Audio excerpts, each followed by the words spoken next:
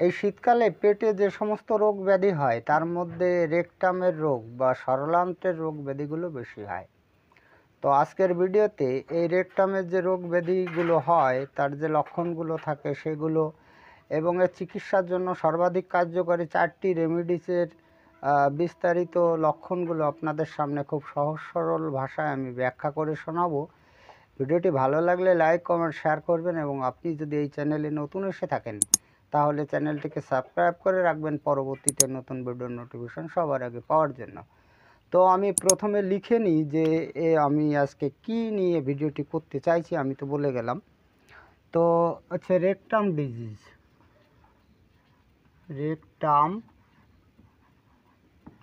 Diseases.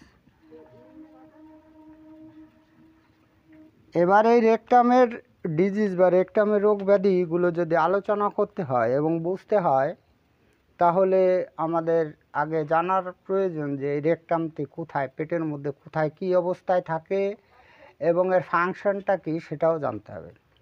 তো আপনাদের বোঝার সুবিধার জন্য এই ছবিটিতে দেখুন যেটা দেখানো হচ্ছে, এই তীর চিহ্ন দিয়ে দেখানো হচ্ছে, এটাই হচ্ছে রেকটাম।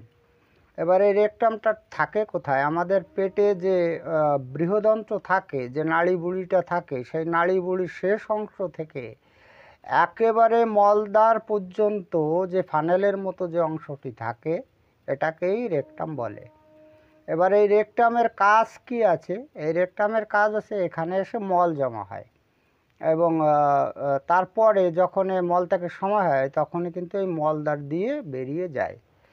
এবার এই রেকটামে যদি রোগ ব্যাধি হয় তাহলে বাইরে দিয়ে বিশেষ কিছু বোঝা যায় না, তো আমাদের কিছু লক্ষণ বোঝা যায়। আমরা সেই লক্ষণগুলো জানার চেষ্টা করব। যদি আমরা সেই লক্ষণগুলো জানি তাহলে সেই মোতাবেক আমরা কিন্তু সেইভাবে, অর্থাৎ সেই লক্ষণগুলো অনুসরণ করে রোগীকে কিন্তু চিকিৎসা করে সহজে আরোগ্য করতে পারবো। তো এবার আমরা জেনে নেব যে এই রেকটামের যে রোগ ব্যাধিগুলো হলে আমাদের শরীরে বা বাহ্যিক আমরা কি লক্ষণগুলো দেখতে পাবো সেইগুলো আমরা চটপট জেনে নেওয়ার চেষ্টা করি। তো আমরা লিখে ফেলি সিমটম।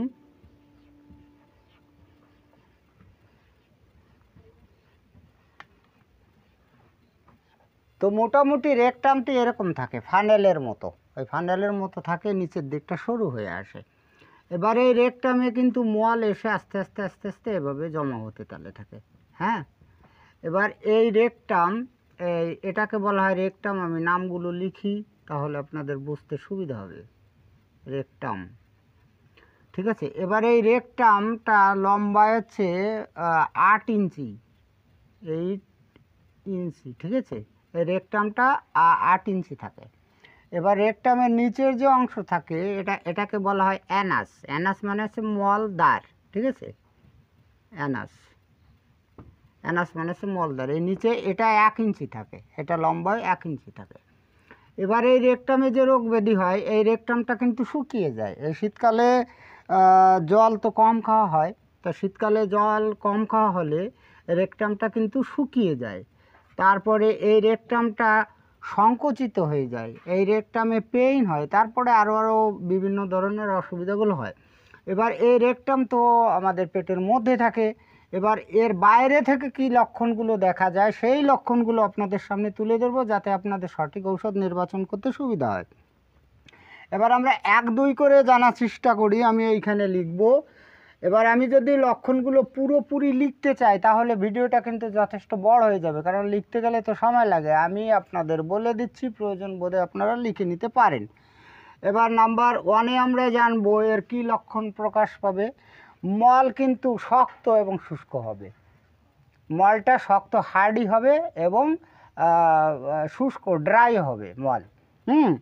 এবার আমরা নাম্বার 2-তে জানার চেষ্টা করব। কোষ্ঠকাঠিন্য কিন্তু দেখা যাবে, মানে কনস্টিপেশন কিন্তু অবশ্যই আসবে এই রেকটামের রোগ হলে। এবার আমরা নাম্বার 3-তে জানবো। মলত্যাগে অনিচ্ছা, মানে মলত্যাগের কিন্তু ইচ্ছাও থাকবে না অনেক সময়। হ্যাঁ, মলত্যাগের মল বেগই আসবে না, এরকমও কিন্তু থাকবে।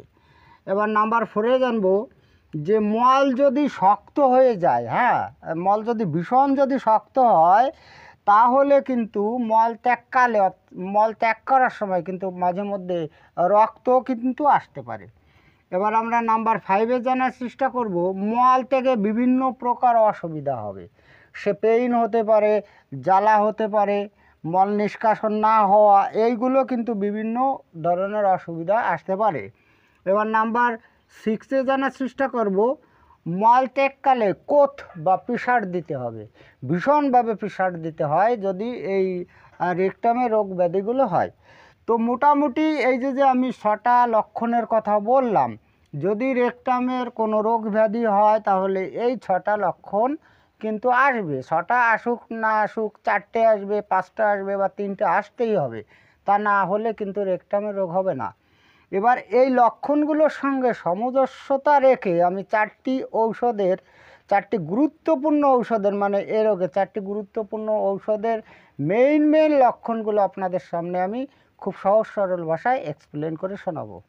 এবার আমি প্রথমেই এ রোগের খুব ভীষণভাবে কার্যকারী একটা রেমেডির কথা বলবো। রেমেডিটির নাম হচ্ছে অ্যালোসক্রেটিনা। এবার এই অ্যালোসক্রেটিনা রোগীদের ক্ষেত্রে আমরা কোন ধরনের লক্ষণ দেখতে পারবো। তো অ্যালোসক্রেটিনা রোগীদের ক্ষেত্রে মলটা কিন্তু দলা দলা হবে এবং এই মল হবে শক্ত, মলের সঙ্গে আঠা আঠা জাতীয় পদার্থ নির্গত হবে, মানে মল আঠাও হবে, মলের সঙ্গে কিন্তু সেলেসাও থাকবে।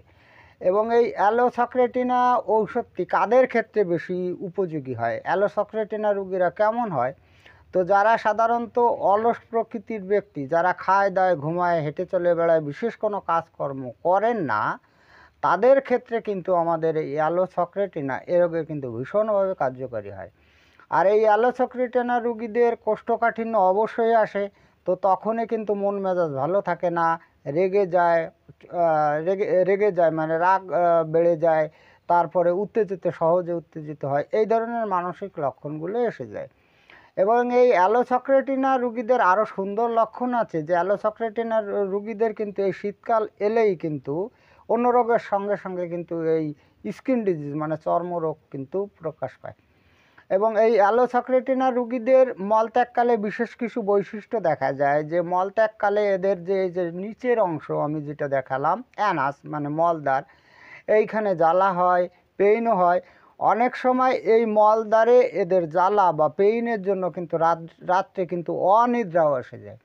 এবার এই অ্যালোসক্রেটিনা ঔষধটি যদি আপনি ব্যবহার করতে চান তাহলে 6 বা 30 শক্তি সূক্ষ্ম মাত্রায় আপনি ডোজ হিসাবে ব্যবহার করতে পারেন। তো সেক্ষেত্রে 6 শক্তি যদি ব্যবহার করতে চান তাহলে দিনে 3 বার ব্যবহার করতে পারেন, আর যদি 30 শক্তি ব্যবহার করতে চান তাহলে দিনে 2 বার ব্যবহার করতে পারেন। এবার আমি নেক্সট রেমেডিসে আসি, ব্রায়োনিয়া অ্যালবা।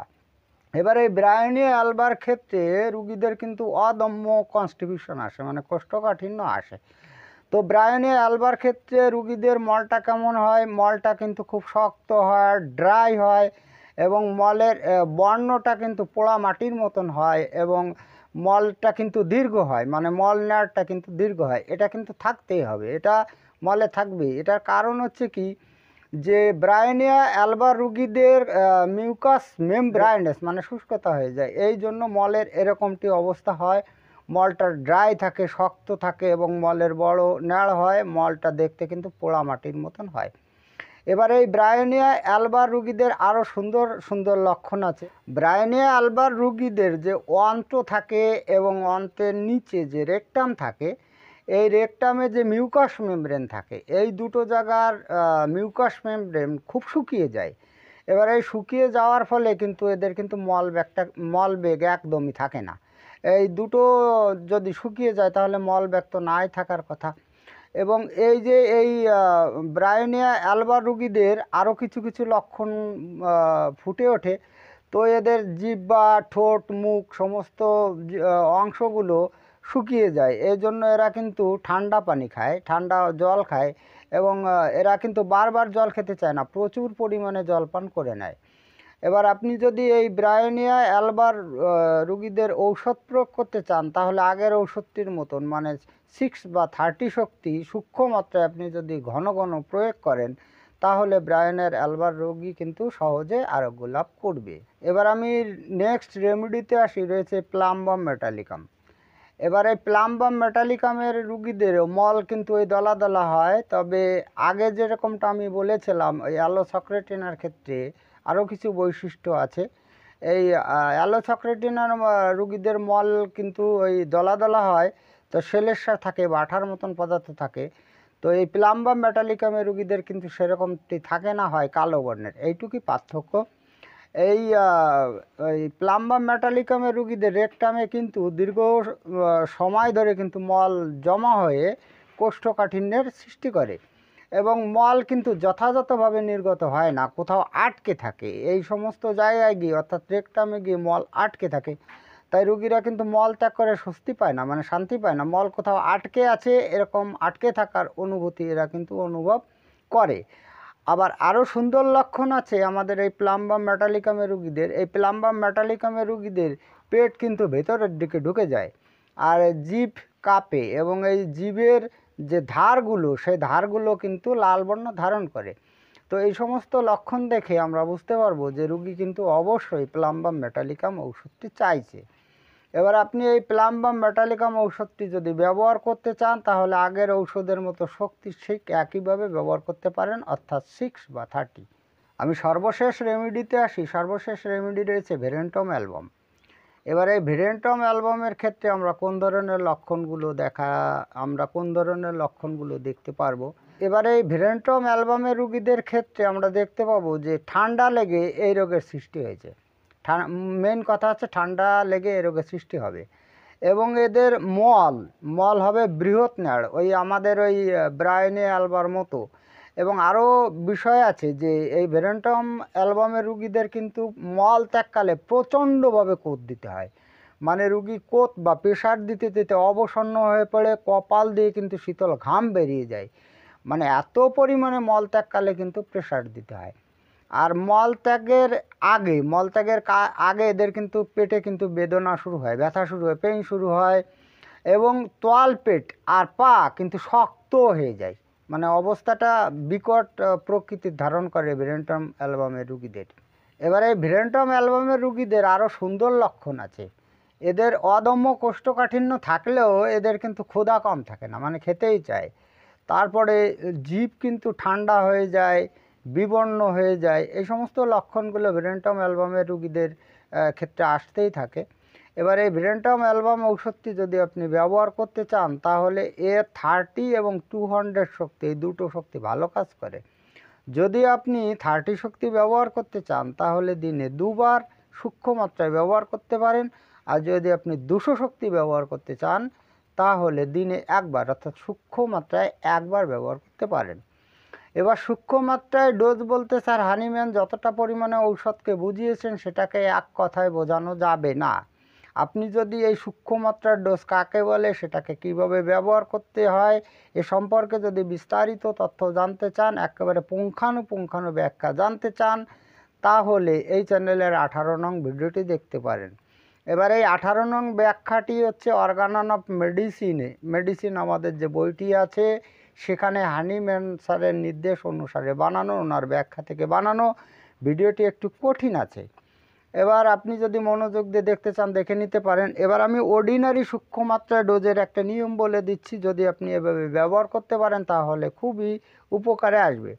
সেটা হচ্ছে আপনাকে 500 ml একবারে ড্রিঙ্কিং ওয়াটার নিতে হবে, 500 ml জল ড্রিঙ্কিং ওয়াটার নিতে হবে, পান করা পানীয়। এর মধ্যে আপনাকে কয়েক ফোঁটা আরএস দিতে হবে। এবার আরএস দেওয়ার পরে আপনি যে ঔষধটি নির্বাচিত করেছেন সেই ঔষধটি 10 বার ছেঁকে নিতে হবে। আপনাকে দিতে হবে 1 ড্রপ, ঠিক আছে? আপনাকে 1 ফোঁটা দিতে হবে 500 ml জলের মধ্যে। এটাকে ভালো করে ঘেটে গুলিয়ে নিতে হবে। গুলিয়ে নেওয়ার পর এখান থেকে আপনি চা চামচে 2 চামচ করে যদি খাওয়ান তাহলে সেটা মোটামুটি সূক্ষ্ম মাত্রায় ডোজ হয়ে যাবে। এবার ঘটনাটি হচ্ছে এই যে প্রক্রিয়াটি, এই যে বানানোর প্রক্রিয়াটি আপনাদের বলে দিলাম, এটা অবশ্যই রোগীর সামনাসামনি বসে করবেন না। এবার আরেকটা বিষয় আছে, এই 500 ml যে বোতল, এটা তো বড় পাউন্ডের বোতল হবে, এগুলো সচরাচর পাওয়া যায় না, সচরাচর ডক্টররা ব্যবহারও করেন না। আপনি এটা 100 ml জলে কিন্তু ব্যবহার করতে পারেন, মানে এই 500 ml জলে গুলে আপনি 100 ml বোতলে রোগীকে দিতে পারেন। তো তো যাই হোক, আজকে এই পর্যন্তই। খুব তাড়াতাড়ি ফিরে আসবো নতুন গুরুত্বপূর্ণ বিষয়বস্তুর ভিডিও নিয়ে।